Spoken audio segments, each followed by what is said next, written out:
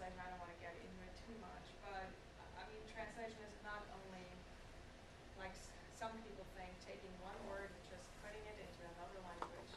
So there's a lot more behind translation that the normal eye sees.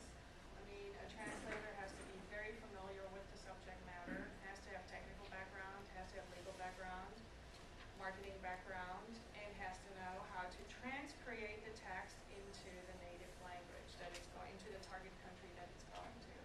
So when people ask for translation quotes, they're like, oh, way too expensive. And I'm like, well, do you know what all goes into this? I mean, it's not just rewriting the text really quickly into the other language, especially for marketing material. There are a lot of puns, a lot of idioms that you have to take and translate. So it's not that easy. And I know some of you know what goes into translation. And I don't want to keep you too long about this whole translation process, but it's an art. I call it an art because you really have to know the material. I remember I used to be a technical translator, and I used to go to the companies and look at the machinery and get the inside and out of everything and how to translate it. And that's what translators do. I mean, they have to know the inside and out of the subject matter that they're translating. And here's really fun for you who like Harry Potter. Translating Harry Potter into 80 languages, 60 languages, was not that easy. So here you see the English cover of Harry Potter. So I was talking about transcreating graphics, transcreating images into other languages. Here you see Harry Potter, the Order of the Phoenix. On the left it's in German, the middle is Spanish, on the right is French, and on the bottom it's Hindi. So you see all the work that had to go into that just to recreate the book cover for Harry Potter into other languages. And J.K. Rowling did not call the translators herself, of course. It all went through publishers who had their preferred book translators. And this is near and dear to me because we started translating for a very well-known European book publisher about 12 years ago, and we're in our 25th book that we're translating right now. So I thought the book translation process would be really cool for this evening, because it's so much went into this. When these translators got these projects, they were thrilled, but they were worried, can we do this right? Because Harry Potter, you've read it, if you've seen the movie, you know it's very English specific. They have their crumpets in their tea at 4 o'clock in the afternoon, which doesn't mean anything to any other country. So how do you translate that culture into 80 different languages? So here are just some excerpts. For example, the Japanese translator was so thrilled to be handling this. She said, a wave of shock ran through my body and mind.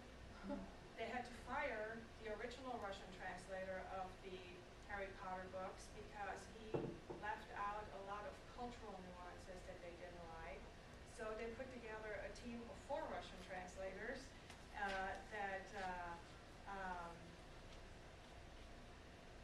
well, one of them was the translator for George Orwell's books, too, into Russian.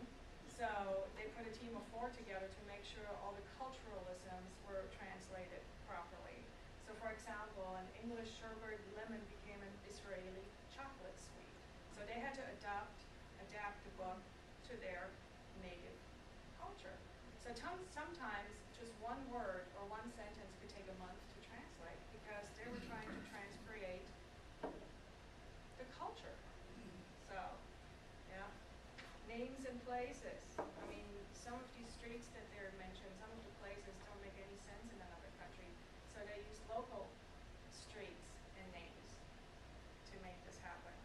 And like they said, when I read this article, I thought it was so cool. It said, because in the end, as the translators realized, it is the language of magic that is what children truly understand. So they had to make it happen in other languages.